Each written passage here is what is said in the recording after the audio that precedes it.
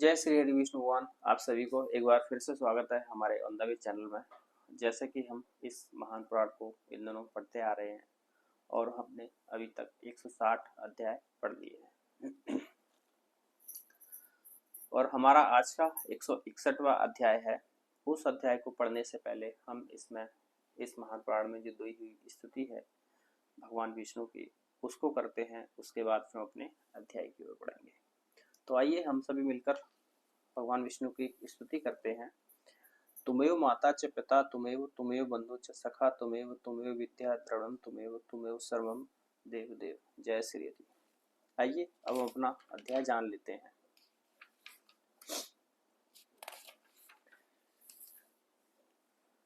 तो हमारा जो आज का अध्याय है वो है 161 और नाम है प्रमेह मूत्र निरोध शर्करा गंडमाला भगंदर तथा अर्श आदि रोगों का निदान। तो इस अध्याय को आज हम पढ़ेंगे। तो जो भी नए व्यूअर्स हैं आज जो हमारे चैनल पर नए आए हैं और वो इस महान पुराण को सुन रहे हैं तो वो सभी हमारे चैनल को सब्सक्राइब करें और वीडियो को शेयर करें ताकि बाकी सभी को भी इस महान पुराण सुनने का मौका मिले। तो आइए श्री का नाम लेकर हम अब अपने अध्याय को आरंभ करते हैं। आप ध्यान लगा के सुने। श्री हरि ने कहा, हे शिव, मधु के साथ गुडुचि का रस पीने से प्रमेह रोग विनष्ट हो जाता है। गोहालिका जल पिप्पली की जड़ को तिल दही तथा घी के साथ पान करने से यह वस्ती भाग में अवरुद्ध मूत्र को बाहर करता है। काले नमक के साथ इस जड़ का पान करने से हिचकी रोग भी दूर हो जाता है। गौरच अर्थात गौरख मुंडी तथा करकटी मतलब ककड़ी की जड़ को शीतल जल के साथ पीसकर 3 दिन पीने से ही शर्करा नामक रोग नष्ट हो जाता है।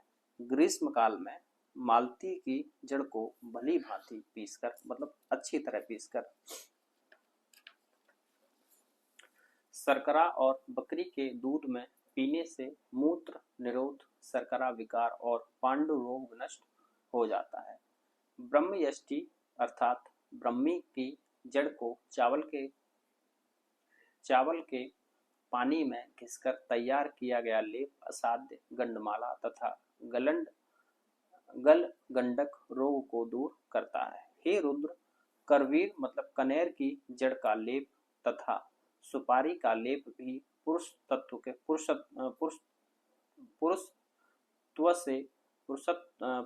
से संबंधित विकार को नष्ट करता है। अब मैं अन्य औषधि योगों को कहता हूँ।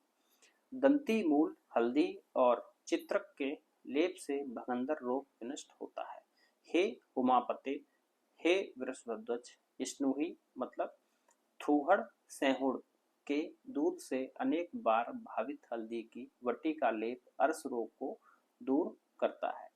घोसा फल और सेंधा नमक को पीस कर बनाया गया लेप अर्श रोग को नष्ट करता है। हे शिव, पलास और छार से बने क्वाथ के द्वारा शोधित घृत पाक में तिगुना मिला हुआ त्रिकटु, काली मिर्च, सौंठ और पिपली का चूर्ण अर्श रोग को विनष्ट करता है।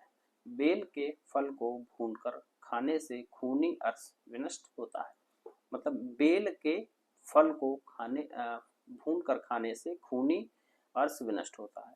मक्खन के साथ काला तिल खाने से भी खूनी अर्श नष्ट होता है।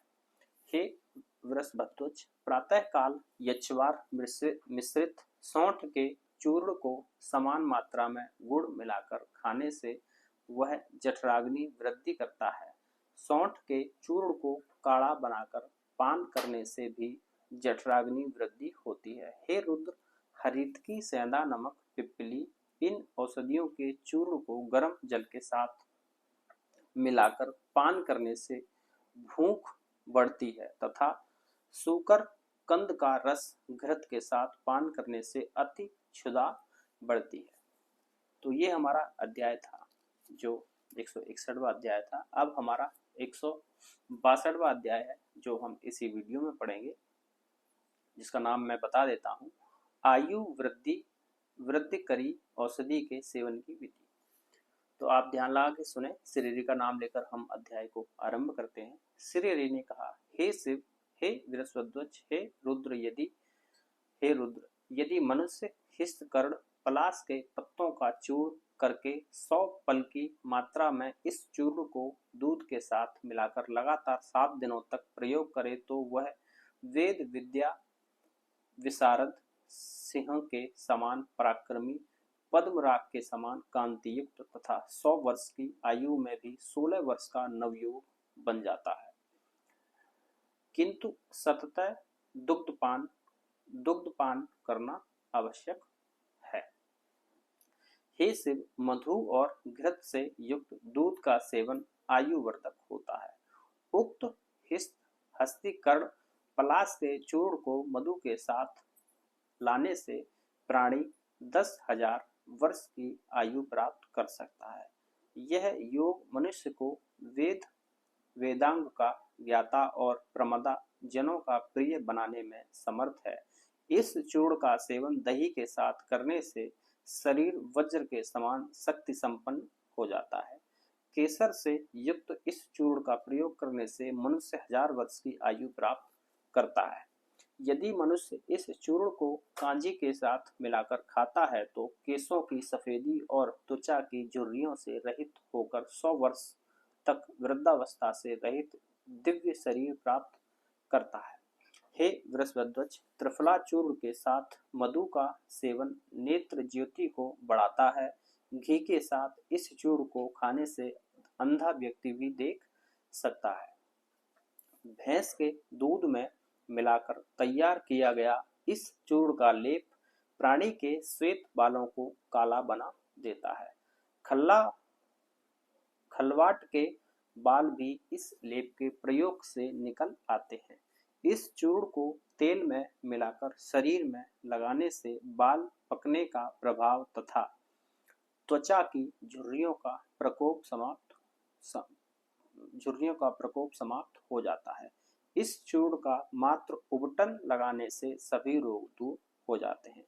बकरी के दूध में मिलाकर इस चूर्ण का अंजन 1 मास पर्यंत नेत्रों में लगाने से निर्बल दृष्टि सबल हो जाती है। श्रावण मास में छिलके से रहित पलाश के बीजों को लेकर उनका चूर्ण मक्खन के साथ आधे कर्ष की मात्रा में खाना चाहिए। भगवान हरि को नित्य प्रणाम करके इस चूर्ण का सेवन करना चाहिए। हे हर, इसके सेवन के पश्चात जल पीते हुए पुराने साठी चावल का भात पथ्य है। इस योग का पालन करने वाला व्यक्ति वृद्धावस्था से रहित होकर 1000 वर्ष तक जीवित रह सकता है। पुष्य नक्षत्र में भृंगराज की जड़ को लाकर उसका चूर्ण बनाना चाहिए। यदि प्राणी कांजी के साथ उस चूर्ण का सेवन करे तो एकमात्र मास में वह बलि पलित रोग से रहित हो जाता है। इसका बराबर प्रयोग करने से मनुष्य 500 वर्ष तक जीवित रह सकता है और वह हाथी के समान शक्ति संपन्न हो जाता है। हे रुद्र, पुष्य नक्षत्र में ही इस औषधि का प्रयोग करने पर प्राणी श्रुतिधर अर्थात वेदांग का ज्ञाता बन जाता है। तो ये हमारा आयु वृद्धि करी औषधि सेवन की विधि के बारे में था, जिसमें हमें आयु और बल के बारे में बहुत ही अच्छा अध्याय है हमारा। कौन सी औषधि खाने से हमें अच्छी आयु प्राप्त होती है, अच्छा यौवन प्राप्त होता है, अच्छा हमारा शरीर होता है। तो इस अध्याय को हम यहीं पर विराम देते हैं और अब हमारा अगला अध्याय का नाम इसी वीडियो में बता देता हूँ। उसका नाम है व्रण आदि रोगों की चिकित्सा। इस अध्याय को हम अगले वीडियो में पढ़ेंगे, क्योंकि हमने एक ही वीडियो में आज 2 अध्याय हमने पढ़ लिए हैं और दोनों अध्याय हमारे बहुत अच्छे थे।